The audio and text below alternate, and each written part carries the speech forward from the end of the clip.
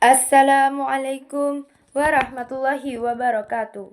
Perkenalkan, nama saya Feli Eka Maulina, saya dari kelas 8C. Saya ingin menyampaikan kultum tentang fadilah salat. Alhamdulillahirabbil alamin wa bihi nasta'inu ala umuri dunya waddin.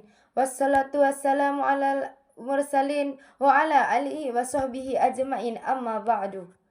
Pada kesempatan yang baik ini, marilah kita panjatkan puja dan puji syukur kehadirat Allah Subhanahu wa Ta'ala atas limpahan serta karunia-Nya semata sehingga kita dapat dipertemukan dalam keadaan sehat walafiat. Mudah-mudahan ini sebagai salah satu rahmat dari Allah Subhanahu wa Ta'ala sehingga hidup dan kehidupan kita selalu mendapatkan barokah dan ridhonya Allah Subhanahu wa Ta'ala. Saya ingin menyampaikan beberapa nasihat dari ulama untuk kita semuanya yang merasa pernah meninggalkan sholat atau yang sampai hari ini masih mengabaikan sholat, masih sering meremehkan ibadah sholat. Para ulama menjelaskan banyak sekali ayat-ayat dan hadis-hadis tentang ancaman dari Allah Subhanahu wa Ta'ala bagi orang yang meninggalkan sholat. Bahkan kalau kita membaca di dalam rukun Islam, salat itu termasuk rukun yang kedua setelah syahadat. Artinya akan ditolak seislaman seseorang walaupun dia mengatakan asyhadu alla ilaha illallah wa anna muhammadar rasulullah, tetapi dia tidak melaksanakan salat secara sengaja tanpa uzur yang diperkenankan bahkan di dalam Al-Quran. Allah berkali-kali memberikan kalimat ancaman, di antaranya fawailul lil musallin alladzina hum an salatihim sahun. Celaka orang yang salatnya, yaitu orang yang lalai dalam salatnya. Apa maksud lalai dari salatnya? Dia udah salat tetapi salatnya asal-asalan. Orang yang salatnya kadang dia tinggalkan. Orang yang salatnya tidak khusyuk. Orang yang salatnya buru-buru, tidak memenuhi rukun. Orang yang salatnya enggak benar wudunya atau bersucinya. Bagaimana dengan orang yang tidak salat?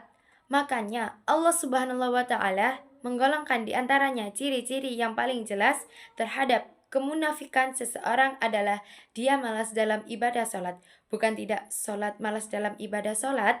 Allah berfirman di dalam surat An-Nisa, wa idza qamu ila sholati qamu qussalah.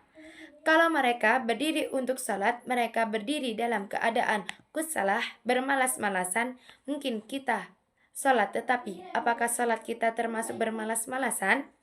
Bagaimana tarawih kita? Apakah termasuk bermalas-malasan? Kita mencari tarawih yang paling cepat, yang hanya dalam hitungan 15 menit selesai, 20 rakaat atau 11 rakaat. Jangan-jangan kita termasuk orang yang sahur walaupun sholat lalai, walaupun sholat. Jangan-jangan kita termasuk orang yang kusalah, orang yang bermalas-malasan walaupun kita lakukan ibadah itu. Seandainya kita termasuk orang-orang yang lalai atau orang yang bermalas-malasan dalam sholat, na'udzubillah, berarti masih ada kemunafikan di hati kita, tertolak iman dan Islamnya di sisi Allah Subhanahu wa Ta'ala. Teman-teman dirahmati Allah, sholat adalah satu-satunya ikatan kita dengan langit. Sholat adalah ikatan satu-satunya hamba dengan Allah, sehingga kita meninggalkan sholat satu kali saja, berarti kita telah memutuskan ikatan kita dengan Allah. Lalu bagaimana kita akan mendapatkan pertolongan Allah ketika kita butuh? Sementara kita nggak punya ikatan apa-apa dengan Allah. Ketika kita tidak punya ikatan apa-apa dengan seseorang, bagaimana kita akan berharap orang itu menolong kita? Seseorang perempuan tidak punya ikatan apa-apa dengan mantan suaminya, bagaimana dia akan meminta nafkah kalau ikatan kita dengan Allah sudah kita putuskan? Bagaimana kita meminta rezeki dari Allah? Bagaimana kita meminta perlindungan dari Allah? Bagaimana kita meminta Allah memperhatikan dan mengurus kita? Pernah kita sendiri yang memutuskan ikatan dengan Allah satu-satunya? Kata ulama, ikatan antara hamba dengan Robnya adalah as-sholah. Siapa yang meninggalkan sholat secara sengaja tanpa alasan yang dibolehkan oleh agama, berarti dia telah memutuskan urwatul wusqa, ikatan dengan Allah Subhanahu wa Ta'ala. Bahkan para ulama sampai berpendapat, seandainya seseorang meninggalkan sholat sampai akhir hayatnya, maka ketika dia meninggal, dia tidak boleh dikuburkan di kuburan kaum muslimin. Dia tidak boleh disolatkan oleh ulamanya kaum muslimin, kecuali hanya oleh keluarganya sendiri. Bahkan ketika dia masih hidup, jika dia tidak melakukan ibadah sholat secara sengaja dalam waktu yang lama, maka ulama mengatakan istrinya harus meminta cerai kepada seandainya dia suami. Suami itu harus menceraikan istrinya. Kenapa tidak halal sebagai seorang perempuan mukminah menikah dengan laki-laki yang meninggalkan sholat? Ini menunjukkan sebagai ulama berpendapat orang yang secara sengaja meninggalkan sholat, maka dia telah murtad dari Islam. Walaupun ini bukan pendapat semua ulama, tetapi ini menunjukkan betapa bahayanya meninggalkan sholat.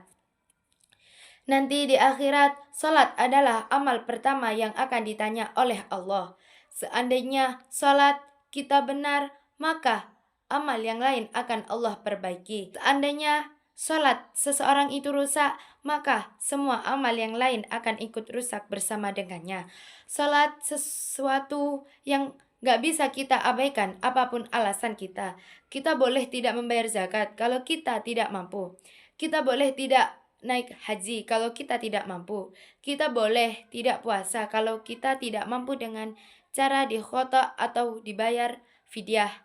Tapi kita tidak bisa meninggalkan sholat, karena jika kita tidak bisa melakukan tepat waktu, karena lagi musafir kita bisa menjamak, tidak bisa melakukan di masjid karena ada uzur tertentu, hujan, badai, dan seterusnya. Melakukannya di rumah tidak bisa melakukan secara berdiri, bisa duduk atau berbaring. Tidak ada alasan meninggalkan sholat, saking pentingnya ibadah ini Allah enggak mau kita memutuskan Allah. Orang yang meninggalkan sholat berarti dia telah memutuskan hubungannya dengan Allah. Apa rasanya diputuskan tanpa alasan? Kita udah baik kepada seseorang, kita perhatian kepada orang itu, kita berkorban kepada orang itu, kita memberikan semua hak orang itu, tapi tiba-tiba dia mengajak kita putus tanpa alasan. Gimana perasaan kita? Begitulah perasaan Allah ketika hambanya memutuskan hubungan dengan Allah dengan cara meninggalkan ibadah sholat. Padahal Allah selalu memberikan kebaikan dalam kehidupannya. Jangan putuskan Allah dengan meninggalkan sholat. Mudah-mudahan ketika kita menjaga sholat, Allah akan menjaga kita.